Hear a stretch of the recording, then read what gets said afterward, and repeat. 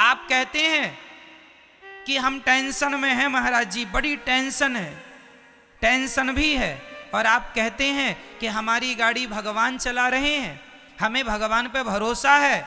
या तो भरोसा होगा या तो चिंता होगी, दोनों एक साथ कभी नहीं हो सकते, है ना।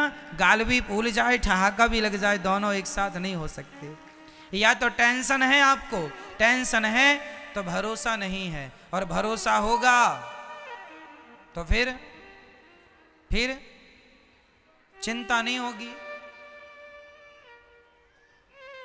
आप लोग क्यों नहीं भगवान पे भरोसा करते, क्यों नहीं भगवान पे विश्वास करते?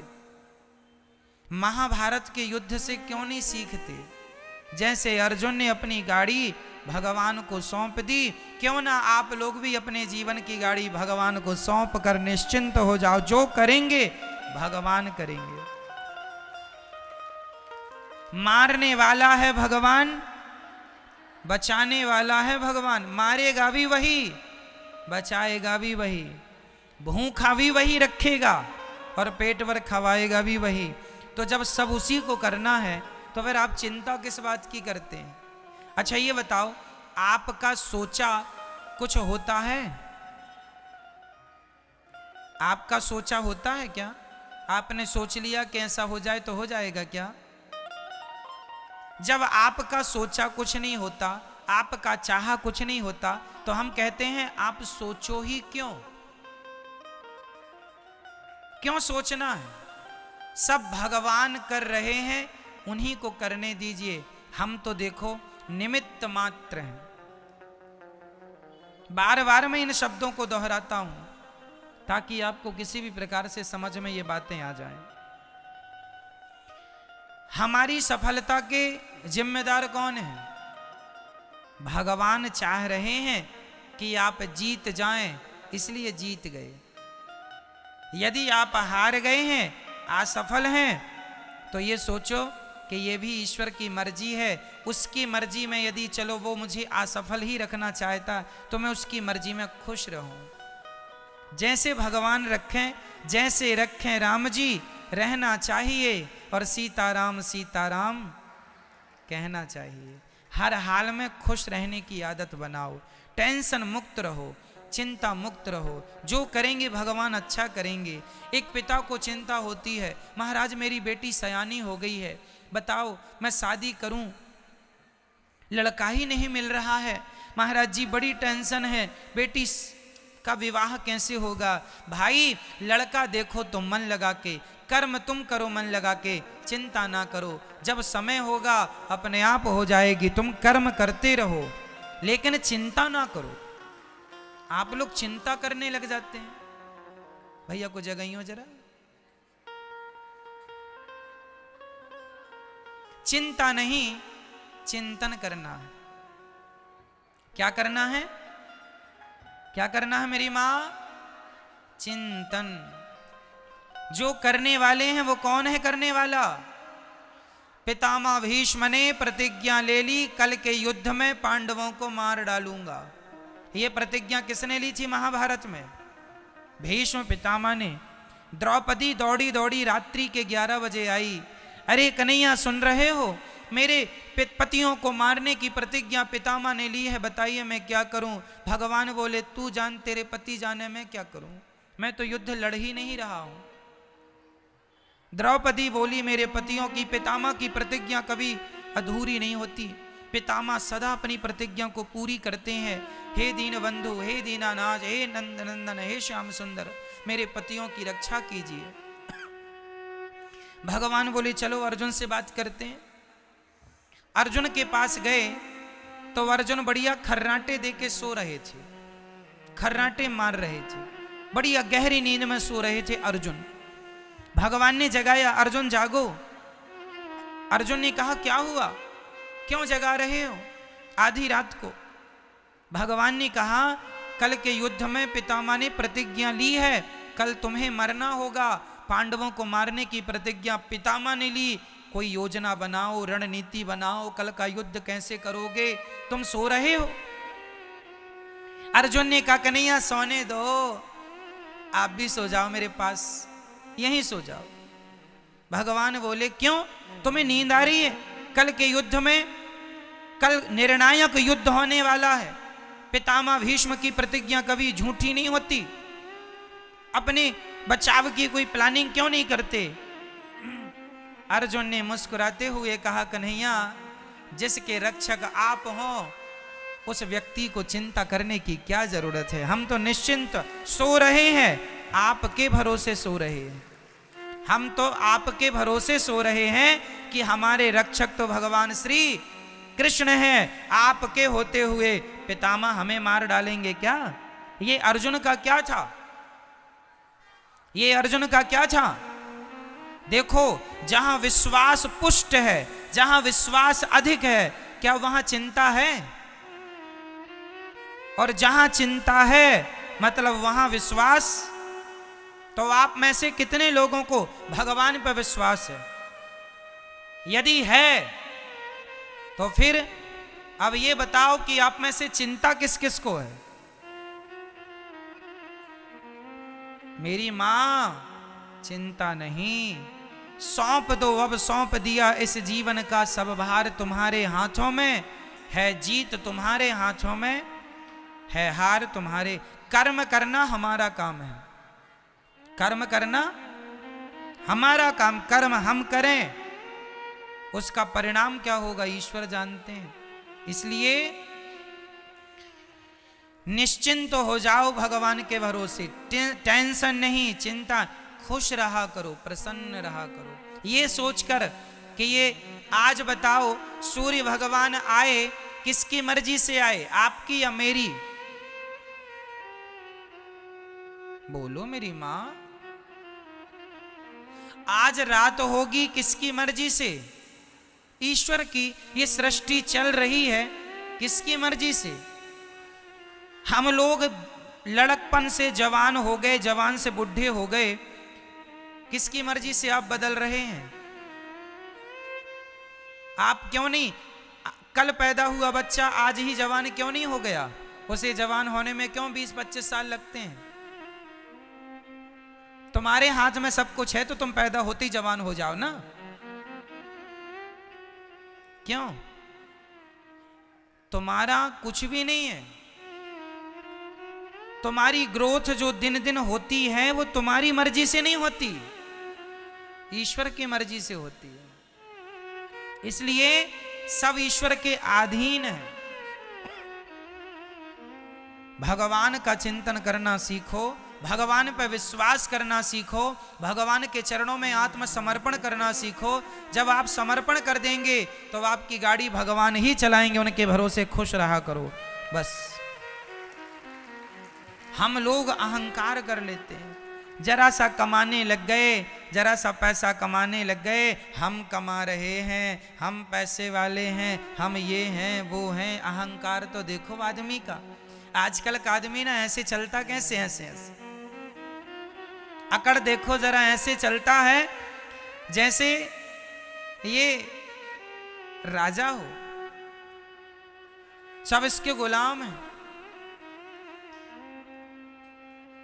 आप लोगों के पास कितना पैसा है? 10 लाख, 20 लाख, 1 करोड़, 10 करोड़, 50 करोड़, 1 अरब, 10 अरब, 100 अरब, कितना? जितना बोल रहे हैं इसी के अंदर होगा जो भी होगा।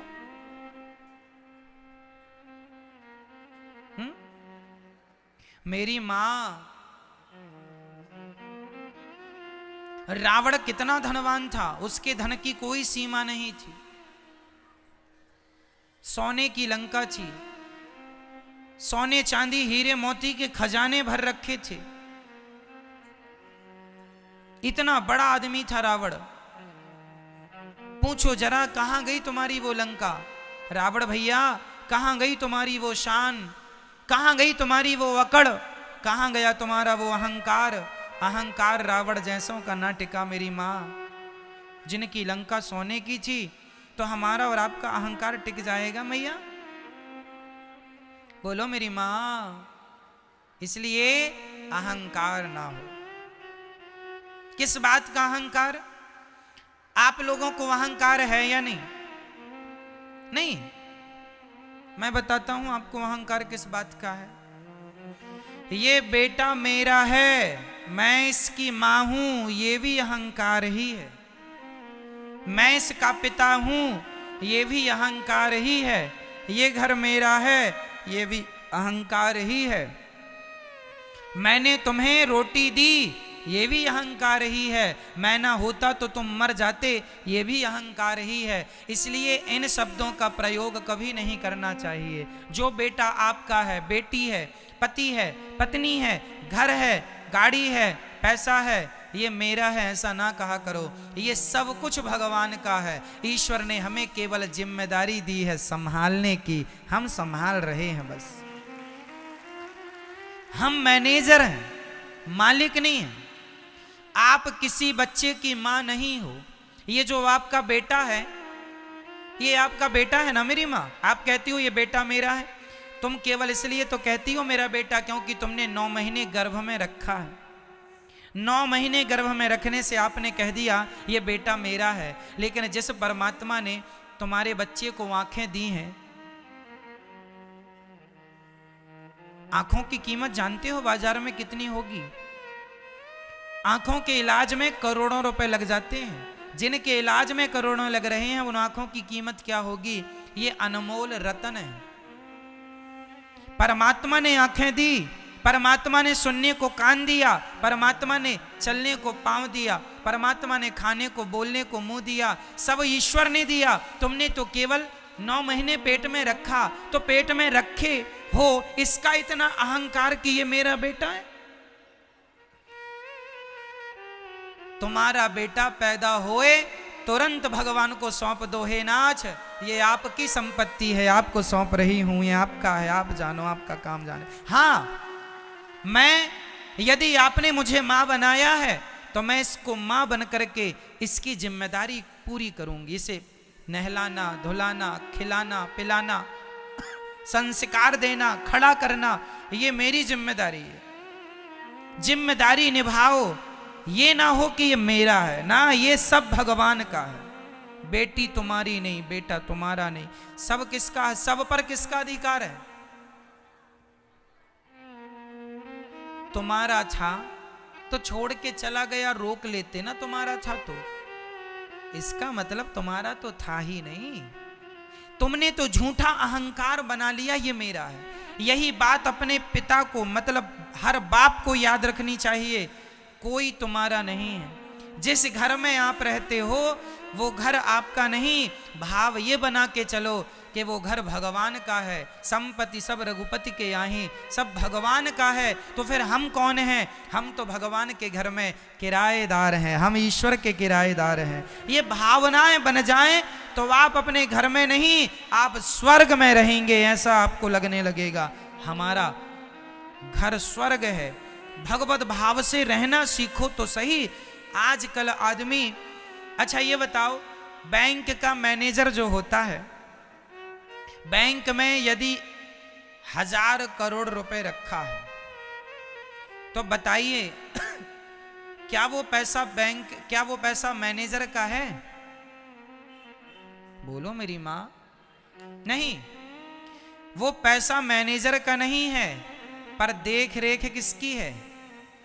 देख रेख मैनेजर की है। हिसाब किताब करेगा कौन?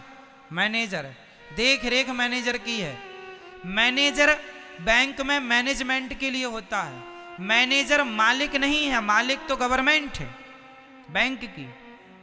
मैनेजर केवल वो मैनेजर लाखों लेता है, लाखों देता है, लेकिन लाखों लेने में और लाखों देने में उसका कुछ भी नहीं। क्यों जी? सही है, वो एक मैनेजमेंट के लिए है, उसका नहीं है, पर काम वही करता है। उसी प्रकार तुम्हारे घर में जो तुम्हारा बेटा, बेटी, पति, पत्नी, घर द्वार, फैक्ट्री, मकान, दुकान जो है, सब कुछ भगवान का है, पर तुम मैनेजर बनके तुम मैनेजमेंट करो, तुम संभालो, जिम्मेदारी तुम निभाओ। जैसे बैंक का मैनेजर बैंक को संभालता है, लेकिन वो ये नहीं कहता कि ये बैंक मेरी है, वो ये नहीं कहता कि ये बैंक उसी तरह आप ये ना कहो कि ये पत्नी, ये पति, ये परिवार मेरा है, ये कहो कि ये सब भगवान का है। संभालना आपको ही है, पर अहंकार रहित होकर, अहंकार से मुक्त होकर संभालना है। ये संपत्ति सब रघुपति के यहाँ, सब कुछ किसका है? अरे और तो सब ठीक है, पति पत्नी बेटा बेटी, ये शरीर भी तुम्हारी प्रॉपर्टी नहीं है। आज हमारी एक किडनी कितने की होगी बाजार में बताओ?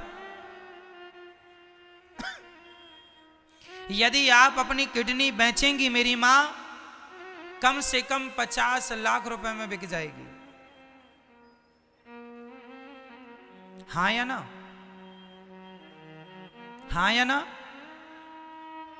आपकी एक किडनी 50 लाख में बिक सकती है, तो दोनों 1 करोड़ की हो गई। चलो आपकी एक आंख यदि आप बेचना चाहें तो कितने की बिकेगी? बोलो मेरी मां, आपकी एक आंख की कीमत क्या है जरा बताओ मुझे। कम से कम 1 करोड़ मिल जाएंगे आपको एक आंख के। 2 आंख मतलब 2 करोड़। ऐसे शरीर के सारे पार्ट्स आप बेचने लग जाएंगे तो आप करोड़पति बन जाएंगे पल भर में। तो ये जो करोड़ों की प्रॉपर्टी है आपकी, शरीर रूपी प्रॉपर्टी, सच्ची बताना क्या ये प्रॉपर्टी भी आपकी है? नहीं, शरीर हमारा धन है, लेकिन ये मेरा नहीं है। अपने आप को सदा सबसे अलग रखना, हम बिल्कुल अहंकार शून्य हो।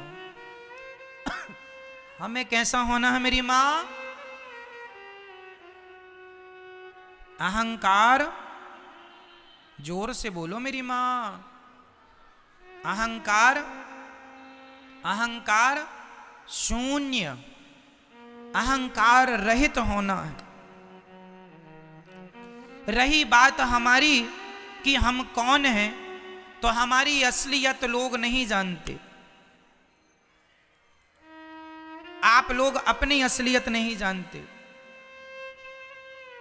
आपको पता है आपकी असली औकात क्या है?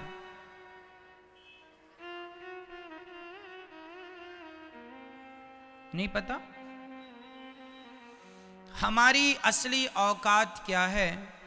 छोटे मुंह बड़ी बातें हैं, बुरा ना मानना मेरी बातों का, लेकिन मैं आपको आपकी औकात दिखाऊंगा। हम सबकी असली औकात क्या है? जो हम लोग बड़ी बड़ी बातें करते हैं, बड़ी बड़ी गाड़ियों में, बड़े बड़े महंगे महंगे गद्दों में लोग सोते हैं, बड़े बड़े बंगलों में लोग रहते हैं।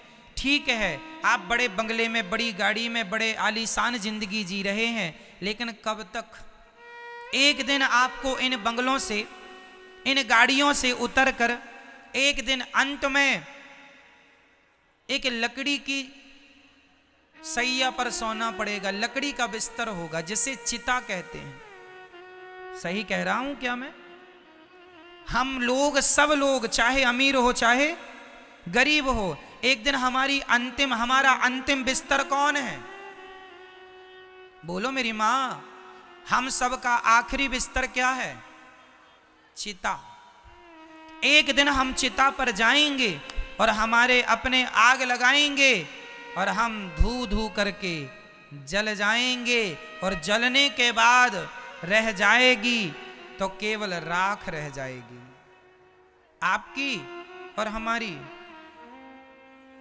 कहां चला गया तुम्हारा वो अहंकार? कहां गया तुम्हारा वो घमंड? मेरी गाड़ी, मेरा बंगला, मुझे जानता नहीं मैं कौन हूं? जानता हूं साहब, आज नहीं कल मुट्ठी भर राख बन जाओगे, फूंक मारने से उड़ जाओगे।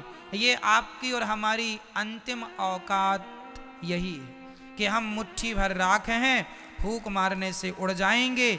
आज कर लो तुम बड़ी बड़ी बातें, कर लो खूब घमंड, मैं ये हूं, मैं वो हूं, मुझे नहीं जानते, मेरी पहचान ऊपर तक है, ऐसा लोग कहते हैं। ठीक है साहब, बना लो पहचान ऊपर तक, वो सारे ऊपर वाले हवा में उड़ रहे हैं राख बन के, तुम उन्हीं के भरोसे हो ना। इसलिए हमारी असली औकात हमारी मुट्ठी भर राख बनना है। इसलिए हम अहंकार ना करें, शांति से जीवन जिएं। थोड़ा अपमान हो सह लो, थोड़ा सम्मान हो मस्त रहो, खुश रहो, ना अपमान में उलझो ना सम्मान में उलझो, भगवत चिंतन करते रहो। श्रीमन्नारायण चरणौ शरणम शरणम प्रपद्ये श्रीमते नारायणाय नमः। हे श्रीमन नारायण, हम आपके चरणों की शरण ग्रहण करते हैं। हे नाथ, हमें स्वीकार कीजिए। बोलो हे श्रीमन नारायण, हम आपके चरणों की शरण ग्रहण करते हैं। हे नाथ, हम कामी हैं, क्रोधी हैं, लोभी हैं, अहंकारी हैं। हे नाथ, हम पापी हैं, अधम हैं, नीच हैं। हे नाथ, हमें स्वीकार कीजिए। हे नाथ, जैसा हूं जैसी हूं आपकी हूं, आपका हूं। हे नाथ, मुझे स्वीकार कीजिए। हे श्रीमन नारायण, मैं आपको कभी भूलूं नहीं, सदा आपका स्मरण बना रहे, चिंतन बना रहे, ये जीवन का सार है। हमारा जीवन बहुत छोटा है, थोड़ा है, लेकिन बातें बहुत बड़ी हैं, बहुत बड़ी। कभी खत्म नहीं होती बातें, कभी अहंकार का कोई अंत नजर नहीं आता। जबकि हम नश्वर हैं, नाशवान शरीर पाए हैं, फिर भी देखो अकड़ तो देखो। आदमी ऐसे अकड़ दिखाता है जैसे कभी मरेगा ही नहीं।